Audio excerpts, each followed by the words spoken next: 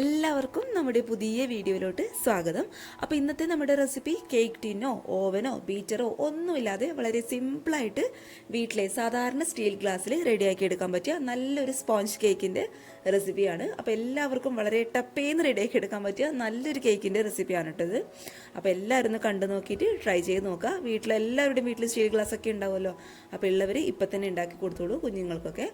അപ്പോൾ നമുക്ക് പെട്ടെന്ന് തന്നെ വീഡിയോയിലോട്ട് കടക്കാം. പോകുന്നതിന് മുന്നേ ചാനലിലെ വീഡിയോസൊക്കെ ആദ്യമായിട്ട് ആരെങ്കിലും കാണുകയാണെന്നുണ്ടെങ്കിൽ മറക്കാതെ ഒന്ന് സബ്സ്ക്രൈബ് ചെയ്യുക.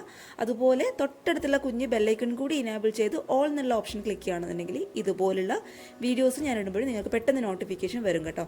അത് ഞാൻ എടുത്തു പറയാനുള്ള കാരണം പലരും എനിക്ക് മെസ്സേജ് അയച്ചിട്ടുണ്ടായിരുന്നു, ചേച്ചി വീഡിയോ ഇടുന്ന സമയത്ത് ഞങ്ങൾക്ക് നോട്ടിഫിക്കേഷൻ വരുന്നില്ല, പിന്നെ ചാനലിലേക്ക് കയറി നോക്കുകയാണ് ചെയ്യാറുള്ളതെന്ന്. അതിന് നിങ്ങളൊരു കാര്യം ചെയ്താൽ മതി. ജസ്റ്റ് സബ്സ്ക്രൈബ് ചെയ്തവരാണെങ്കിൽ ഒന്ന് അൺസബ്സ്ക്രൈബ് ചെയ്യുക, എന്നിട്ട് വീണ്ടും സബ്സ്ക്രൈബ് ചെയ്ത് തൊട്ടടുത്തുള്ള കുഞ്ഞ് ബെല്ലൈക്കൺ കൂടി ഇനേബിൾ ചെയ്ത് ഓൾ എന്നുള്ള ഓപ്ഷൻ ക്ലിക്ക് ചെയ്യുക കേട്ടോ. അപ്പോൾ നിങ്ങൾക്ക് കണ്ടിന്യൂസ് ആയിട്ട് നോട്ടിഫിക്കേഷൻ വന്നോളും. പിന്നെ ഈ ഒരു കേക്കിൻ്റെ റെസിപ്പി ഇഷ്ടപ്പെട്ടാൽ വീഡിയോ ഇപ്പോൾ തന്നെ ഒന്ന് ലൈക്ക് ചെയ്തേക്കണേ. അപ്പോൾ നമുക്ക് പെട്ടെന്ന് തന്നെ ഈ ഒരു കേക്ക് എങ്ങനെ തയ്യാറാക്കും നോക്കാം. അപ്പോൾ ഈ ഒരു കേക്ക് റെഡിയാക്കാൻ വേണ്ടിയിട്ട് ഇതുപോലുള്ള ഒരു സ്റ്റീൽ ഗ്ലാസ്സിൽ ഒരു 1/4 ഗ്ലാസോളം പഞ്ചസാരയാണ് കേട്ടോ ഞാൻ എടുത്തിട്ടുള്ളത്. അപ്പോൾ ഈ ഒരു പഞ്ചസാര നമുക്ക് ആദ്യം ഒന്ന് പൊടിച്ചെടുക്കണം. അതിനായിട്ട് ഒരു മിക്സിയുടെ ജാറ് ഞാൻ എടുത്തിട്ടുണ്ട്. അപ്പോൾ ജാറിലോട്ട് ഇടുന്നതിന് മുന്നേ ഒന്ന് ശ്രദ്ധിച്ചേക്കാം, നമ്മുടെ മിക്സിയുടെ ജാർ എന്ന് പറയുന്നത് നന്നായിട്ട് നല്ല ക്ലീൻ ആയിരിക്കണം. വെള്ളത്തിൻ്റെ ഒരു അംശമെങ്കിലും ഉണ്ടായിക്കഴിഞ്ഞാൽ നമ്മുടെ കേക്ക് പൊങ്ങി വരില്ല കേട്ടോ. അതുകൊണ്ടാണ് അത് പ്രത്യേകം ഒന്ന് എടുത്തു പറഞ്ഞത്. അപ്പോൾ പഞ്ചസാര മുഴുവനായിട്ട് ഞാൻ ഇതിലോട്ട് അങ്ങോട്ട് ചേർത്ത് കൊടുക്കുകയാണ്. ഇനി ഒരു പഞ്ചസാര നമുക്ക് മിക്സിയുടെ ജാറിലിട്ടിട്ട് നന്നായിട്ട് നല്ല ഫൈൻ പൗഡറായിട്ടൊന്ന് പൊടിച്ചെടുക്കാം. അപ്പോൾ പഞ്ചസാരയൊക്കെ നന്നായിട്ട് നല്ല ഫൈൻ പൗഡറായിട്ട് ഞാൻ പൊടിച്ചെടുത്തിട്ടുണ്ട് കേട്ടോ. ഈ ഒരു സമയത്ത് തന്നെ പഞ്ചസാര നന്നായിട്ട് പൊടിച്ചെടുക്കാനായിട്ട് ശ്രദ്ധിക്കുക. അല്ലാന്നുണ്ടെങ്കിൽ നമ്മൾ ഈ ചേർത്ത് കൊടുത്ത പഞ്ചസാരയുടെ മധുരം കേക്കിൽ കറക്റ്റായിട്ട് കിട്ടാനായിട്ട് ബുദ്ധിമുട്ടായിരിക്കും. കാരണം തരിതരിയായിട്ട് കിടക്കുന്ന പഞ്ചസാരകൾ നമ്മൾ കേക്കിലോട്ട് അലിയാനായിട്ട് ബുദ്ധിമുട്ടായിരിക്കും കേട്ടോ. അതുകൊണ്ടാണ് ഈ ഒരു സമയത്ത് തന്നെ പഞ്ചസാര നന്നായിട്ട് പൊടിച്ചെടുക്കാൻ വേണ്ടിയിട്ട് പറയുന്നത്. ഇനി ഇതിലോട്ട് ഞാൻ ചേർത്ത് കൊടുക്കുന്നത് ഒരു കോഴിമുട്ടയാണ്. അപ്പോൾ കോഴിമുട്ട ചേർത്ത് കൊടുക്കുമ്പോൾ ശ്രദ്ധിക്കുക, ഒരിക്കലും ഫ്രിഡ്ജിൽ നിന്ന് എടുത്തിട്ടുള്ള ഡയറക്റ്റ് ആയിട്ടുള്ള കോഴിമുട്ട ചേർക്കരുത്. എപ്പോഴും റൂം ടെമ്പറേച്ചറിലോട്ട് മാറ്റിയതിന് ശേഷം മാത്രം കോഴിമുട്ട ചേർത്ത് കൊടുക്കുക കേട്ടോ. ഇനി ഇത് രണ്ടും കൂടി നമുക്ക് നന്നായിട്ടൊന്ന് അടിച്ചെടുക്കാം. അപ്പോൾ ഇത് രണ്ടും കൂടി ഞാൻ നന്നായിട്ട് അടിച്ചെടുത്തിട്ടുണ്ട്. കറക്റ്റ് ഒരു ക്രീമി ടെക്സ്ചറായിട്ട് വരണം കേട്ടോ. അപ്പോഴാണ് നമ്മുടെ കേക്കിൻ്റെ ഉൾഭാഗമൊക്കെ നന്നായിട്ട് നല്ല സോഫ്റ്റായിട്ട് വരിക. ഇതുപോലെ പതപതയായിട്ട് മുകളിൽ പൊങ്ങി വരണം. അതൊന്ന് പ്രത്യേകം ഒന്ന് ശ്രദ്ധിച്ചേക്കണേ. ഇനി നമ്മൾ ഇതിലോട്ട് ചേർത്ത് കൊടുക്കാൻ പോകുന്നത് നമ്മുടെ കേക്ക് നന്നായിട്ട് നല്ല സോഫ്റ്റായിട്ട് വരാൻ വേണ്ടിയിട്ട് നമ്മൾ ഏത് ഗ്ലാസ്സിലാണോ പഞ്ചസാരയൊക്കെ അളന്നെടുത്തത് അതേ സെയിം ഗ്ലാസ്സിൽ തന്നെ ഒരു 1/2 ഗ്ലാസോളം ഇളം ചൂടുള്ള പാല്, ഒരുപാട് ചൂടുണ്ടാവാൻ പാടില്ല, അതേ സമയം ഒരുപാട് തണുത്ത പാൽ ഉപയോഗിക്കാനായിട്ട് പാടില്ല. നമ്മൾ കൈയൊക്കെ കുത്തിക്കഴിഞ്ഞാൽ പൊള്ളാൻ പാടില്ല, ആ ഒരു രീതിയിലുള്ള ചൂട് മാത്രം കേട്ടോ.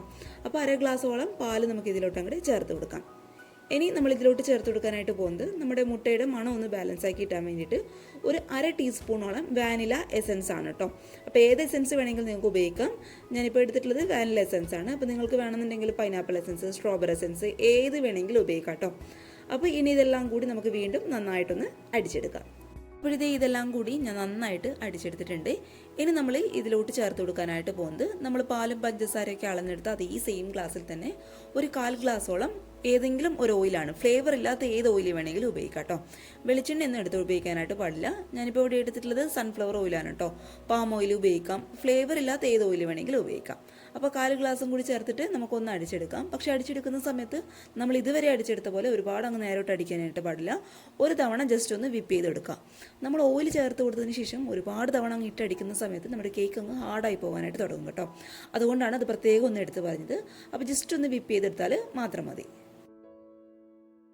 ഇനി മറ്റൊരു പാത്രത്തിൽ നമുക്ക് ഈ ഒരു കേക്കിന് ആവശ്യമായിട്ടുള്ള ഡ്രൈഡ് ആയിട്ടുള്ള ഇൻഗ്രീഡിയൻസും ഒന്ന് അരിച്ചെടുക്കണം. അതിന് വേണ്ടിയിട്ട് നമ്മൾ ഏത് ഗ്ലാസ്സിലാണോ പാലും പഞ്ചസാരയും അതുപോലെ ഓയിലൊക്കെ അളന്നെടുത്തത് അത് ഈ സെയിം ഗ്ലാസ്സിൽ തന്നെ ഒരു 3/4 ഗ്ലാസോളം മൈദയാണ് കേട്ടോ ഞാൻ എടുത്തിട്ടുള്ളത്. അപ്പോൾ ഈ മൈദ നമുക്ക് ഡയറക്റ്റ് ആയിട്ടുള്ള പാത്രത്തിൽ ചേർത്ത് കൊടുക്കണ്ട. നമുക്കൊരു അരിപ്പയിൽ കൂടി അരിച്ചെടുത്തിട്ട് വേണം നമുക്കൊരു പാത്രത്തിലോട്ട് അങ്ങോട്ട് ചേർത്ത് കൊടുക്കാൻ വേണ്ടിയിട്ട്. ഇനി ഈ ഒരു മൈദയുടെ കൂടെ തന്നെ നമ്മുടെ കേക്ക് നന്നായിട്ട് അങ്ങ് പൊങ്ങി വരാൻ വേണ്ടിയിട്ട് ഒരു 1/2 ടീസ്പൂണോളം ബേക്കിംഗ് പൗഡർ ഞാൻ ചേർത്ത് കൊടുക്കുന്നുണ്ട്. അതേപോലെ ഒരു 1/4 ടീസ്പൂണോളം ബേക്കിംഗ് സോഡ നമുക്ക് ഇതിലോട്ട് അങ്ങോട്ട് ചേർത്ത് കൊടുക്കാം. പിന്നെ നമ്മുടെ കേക്കിൻ്റെ മധുരം എപ്പോഴൊന്ന് ബാലൻസ് ആക്കി ഇട്ടാൻ വേണ്ടിയിട്ട് ഒരു നുള്ളു ഉപ്പും കൂടി ചേർത്ത് കൊടുക്കുകയാണ്. ഇനി ഇതെല്ലാം കൂടി നമുക്കൊരു 2-3 തവണ നന്നായിട്ടൊന്ന് അരിച്ചെടുക്കാം. നമ്മളിങ്ങനെ അരിച്ചെടുക്കുന്ന സമയത്ത് നമ്മുടെ കേക്കിൻ്റെ ഉൾഭാഗമൊക്കെ നന്നായിട്ട് സോഫ്റ്റായിട്ട് വരികയും ചെയ്യും. മാത്രമല്ല നമ്മൾ ചേർത്ത് കൊടുത്ത ബേക്കിംഗ് സോഡയും അതേപോലെ ബേക്കിംഗ് പൗഡറും ഉപ്പും ഒക്കെ ഈ ഒരു മൈദയുടെ എല്ലാ ഭാഗത്തും ഒരുപോലെ എത്തുകയും ചെയ്യും കേട്ടോ. അപ്പോൾ അതിന് വേണ്ടിയിട്ട് ഒരു 2 തവണ എന്തായാലും ഞാനിതൊന്ന് അരിച്ചെടുക്കുന്നുണ്ട്.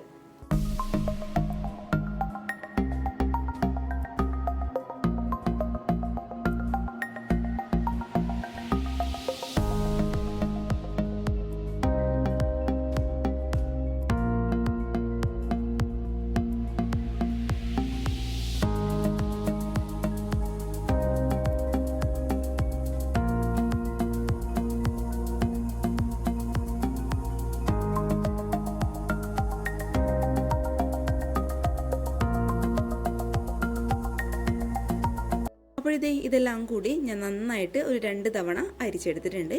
ഇനി നമ്മൾ നേരത്തെ മിക്സിയിൽ അടിച്ച് വെച്ച ഈ ഒരു ലിക്വിഡിലോട്ട് നമ്മൾ ഇപ്പോൾ അരിച്ചെടുത്ത ഈ ഒരു ഡ്രൈഡ് ആയിട്ടുള്ള ഇൻഗ്രീഡിയൻസ് നമുക്ക് കുറച്ചായിട്ട് ചേർത്ത് കൊടുക്കാം കേട്ടോ.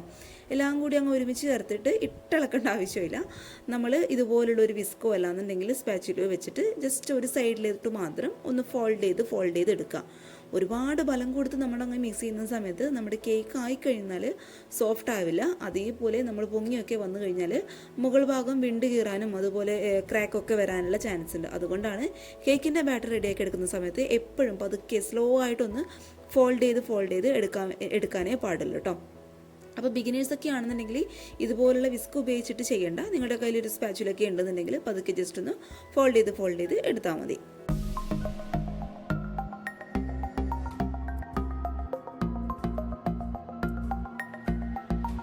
അപ്പോഴേ നമ്മുടെ കേക്കിൻ്റെ ബാറ്റർ ഇവിടെ റെഡി ആയിട്ടുണ്ട്. നമ്മൾ സ്പൂൺ വെച്ചിട്ട് ഇങ്ങനെ ഇടുന്ന സമയത്ത് റിബൺ പോലെ താഴോട്ട് വീഴണം. അതാണ് കേക്ക് ബാറ്ററിൻ്റെ കറക്റ്റ് പരുവം എന്ന് പറയുന്നത്. ഇനി നമ്മൾ മിക്സ് ചെയ്യുന്ന സമയത്ത് കേക്കിൻ്റെ ബാറ്റർ ഒരുപാട് ഹാർഡാവും, അതായത് ഒരുപാട് കട്ടിയാണെന്ന് തോന്നുകയാണെന്നുണ്ടെങ്കിൽ ഒരു 1-2 ടേബിൾ സ്പൂണോളം പാലൊഴിച്ചിട്ട് കറക്റ്റ് ഈ ഒരു പരുവത്തിലാക്കി എടുക്കുക.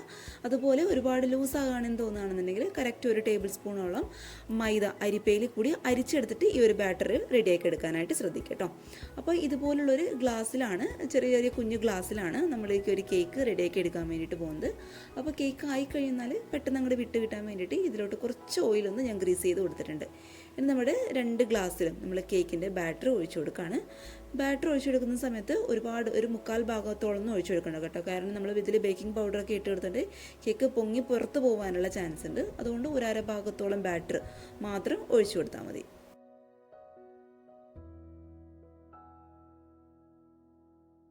അപ്പോൾ കേക്കിൻ്റെ ബാറ്ററി ഇച്ചിരിയും കൂടി ബാക്കിയുള്ളത് കൊണ്ട് ഈ ഒരു ഗ്ലാസ്സിലും കൂടി നമുക്ക് ഒഴിച്ചു കൊടുക്കാം കേട്ടോ. അപ്പോൾ ഗ്ലാസിൻ്റെ ഉള്ളിലായിട്ട് ഞാൻ കുറച്ച് ഓയിൽ ഗ്രീസ് ചെയ്ത് കൊടുത്തിട്ടുണ്ട്. അതിനുശേഷം നമുക്ക് ബാക്കിയുള്ള കേക്കിൻ്റെ ബാറ്ററി കൂടി ഈ ഒരു ഗ്ലാസ്സിലോട്ട് അങ്ങ് ഒഴിച്ചു കൊടുക്കാം. എന്നിട്ട് ഇത് 3 ഗ്ലാസ് നമുക്ക് ജസ്റ്റ് നന്നായിട്ടൊന്ന് ടാപ്പ് ചെയ്ത് കൊടുക്കാം. എന്തെങ്കിലും എയർ ബബിൾസും കാര്യങ്ങളൊക്കെ ഉണ്ടെന്നുണ്ടെങ്കിൽ അത് കംപ്ലീറ്റ് ആയിട്ട് അങ്ങോട്ട് പോയിക്കോട്ടെ. അതിന് വേണ്ടിയിട്ട് ജസ്റ്റ് ഒന്ന് ടാപ്പ് ചെയ്ത് കൊടുക്കുക. ഇതുപോലുള്ളൊരു ഇഡ്ഡലി ചെമ്പിലാണ് നമ്മൾ കേക്ക് ബേക്ക് ചെയ്തെടുക്കാൻ വേണ്ടിയിട്ട് പോകുന്നത്. അപ്പോൾ ഇഡ്ഡലി ചെമ്പിന് പകരമായിട്ട് നമുക്ക് സാധാരണ പാത്രം ഉണ്ടെങ്കിൽ അതും ഉപയോഗിക്കാം കേട്ടോ. പാത്രത്തിലായാലും ചെമ്പിലായാലും അത്യാവശ്യം നന്നായിട്ട് വെള്ളം ഒഴിച്ചു കൊടുക്കുക. വെള്ളം അത്യാവശ്യം നന്നായിട്ട് തിളയ്ക്കുന്ന സമയത്ത് ഇതുപോലുള്ളൊരു തട്ട് മുകളിലോട്ട് വെച്ച് കൊടുക്കുക. എന്നിട്ട് നമ്മുടെ 3 ഗ്ലാസും ഓരോന്നോരോന്നായിട്ട് നമുക്ക് ഇതിലോട്ട് അങ്ങോട്ട് ഇറക്കി വെച്ച് കൊടുക്കാം. ഇനി ഇത് എന്തെങ്കിലും ഒരു തുണിയോ അല്ലാന്നുണ്ടെങ്കിൽ പാത്രം ഉപയോഗിച്ചിട്ട് ഈ ഒരു 3 ഗ്ലാസ് ഒന്ന് കവർ ചെയ്ത് കൊടുക്കുക കേട്ടോ. അല്ലാന്നുണ്ടെങ്കിൽ നമ്മുടെ ആവിയിൽ വേവിക്കുന്നതായതുകൊണ്ട് അതിൻ്റെ വെള്ളം ഇതിലോട്ട് ഉറ്റി വീഴാനുള്ള ചാൻസ് ഉണ്ട്. അപ്പോൾ അത് ഒഴിവാക്കാൻ വേണ്ടിയിട്ടാണ് ജസ്റ്റ് ഒന്ന് കവർ ചെയ്ത് കൊടുക്കുക. എന്നിട്ട് ഇഡ്ഡലി ചെമ്പിൻ്റെ അടപ്പിട്ടതിന് ശേഷം ഏറ്റവും ഹൈ ഫ്ലെയിമിൽ കറക്റ്റ് 10 മിനിറ്റ് പെട്ടെന്ന് വെന്ത് കിട്ടും കേട്ടോ. നമ്മൾ ഗ്ലാസ്സിലൊക്കെ ബാറ്ററി ഒഴിച്ച് കൊടുത്തുകൊണ്ട്. അപ്പോൾ ഏറ്റവും ഹൈ ഫ്ലെയിമിൽ കറക്റ്റ് 10 മിനിറ്റ് നമുക്ക് നന്നായിട്ട് കേക്ക് ഒന്ന് ബേക്ക് ചെയ്തെടുക്കാം. അപ്പോൾ കറക്റ്റ് 10 മിനിറ്റ് കൊണ്ട് നമ്മുടെ 3 ഗ്ലാസ്സിലെ കേക്കും നന്നായിട്ട് ബേക്കായിട്ട് വന്നിട്ടുണ്ട്. അടിപൊളിയാണ് കേട്ടോ കാണാൻ വേണ്ടിയിട്ട്. നല്ലൊരു ക്യൂട്ട്നെസ് ഉണ്ടായിരുന്നു. അപ്പോൾ കംപ്ലീറ്റ് ആയിട്ട് ചൂട് മാറിയതിന് ശേഷം മാത്രം ഈ ഒരു ഗ്ലാസ്സിൽ നിന്ന് നമുക്ക് മാറ്റി കൊടുക്കാം. അപ്പോൾ ഇത് ഒരുപാട് ബലം കൊടുക്കുകയൊന്നും വേണ്ട, കത്തി വെച്ചിട്ട് നമ്മൾ കുത്തി നോക്കുകയൊന്നും വേണ്ട കേട്ടോ. നമ്മൾ ജസ്റ്റ് ഇത് ഗ്ലാസ് ഇതുപോലുള്ളൊരു ബോർഡിലല്ലാന്നുണ്ടെങ്കിൽ മേശയുടെ മുകളിലോ ടേബിളിൻ്റെ മുകളിലോ ജസ്റ്റ് ഒന്ന് റോൾ ചെയ്ത് കൊടുക്കുക. നമ്മൾ ഇങ്ങനെ കമഴ്ത്തുമ്പോൾ തന്നെ ആ കേക്ക് നമ്മുടെ കയ്യിലോട്ട് അങ്ങോട്ട് പോകുന്നുള്ളൂ. അത്രയും സോഫ്റ്റ് ആയിട്ടുള്ള കേക്കാണ്. നല്ല സോഫ്റ്റാണ് കേട്ടോ, എക്സ്ട്രാ സോഫ്റ്റ്നെസ് ആണ്. ഞാൻ ജസ്റ്റ് ഒന്ന് കാണിച്ചു തരാം. ഇതുപോലെ നല്ല സോഫ്റ്റ് ആയിട്ടുള്ള കേക്കാണ്. മറക്കാതെ എല്ലാവരും ഒന്ന് ട്രൈ ചെയ്ത് നോക്കാം. നമ്മൾ ചേർത്ത് കൊടുത്തിട്ടുള്ള ആ ഒരു മുട്ടയുടെ മണമൊന്നും ഒട്ടും കേക്കിൽ ഉണ്ടായിരുന്നില്ല കേട്ടോ. അപ്പോൾ കുഞ്ഞുങ്ങൾക്കൊക്കെ ഇഷ്ടപ്പെടുന്ന തീർച്ചയായിട്ടും നല്ലൊരു കേക്കിൻ്റെ റെസിപ്പിയാണ് കേട്ടോ. ഇത് വളരെ സിമ്പിളാണ്. നമുക്കൊരു സ്റ്റീൽ ഗ്ലാസ്സൊക്കെ എല്ലാവരുടെ വീട്ടിൽ ഉണ്ടാവുന്ന സാധനം തന്നെയാണ്. അപ്പോൾ മറക്കാതെ എല്ലാവരും ഒന്ന് ട്രൈ ചെയ്ത് നോക്കുക. അതേപോലെ ചാനലിൻ്റെ വീഡിയോസൊക്കെ ആദ്യമായിട്ട് ആരെങ്കിലും കാണുകയാണെന്നുണ്ടെങ്കിൽ ഒന്ന് സബ്സ്ക്രൈബ് ചെയ്ത് സപ്പോർട്ട് ചെയ്യുക. കൂടാതെ തൊട്ടടുത്തുള്ള കുഞ്ഞ് ബെല്ലൈക്കൺ കൂടി ഇനാബിൾ ചെയ്ത് ഓൾ എന്നുള്ള ഓപ്ഷനും ക്ലിക്ക് ചെയ്യുകയാണെന്നുണ്ടെങ്കിൽ ഇതുപോലുള്ള നല്ല നല്ല വീഡിയോസ് ഞാൻ ഇടുമ്പോൾ നിങ്ങൾക്ക് പെട്ടെന്ന് നോട്ടിഫിക്കേഷൻ വരുന്നതായിരിക്കും.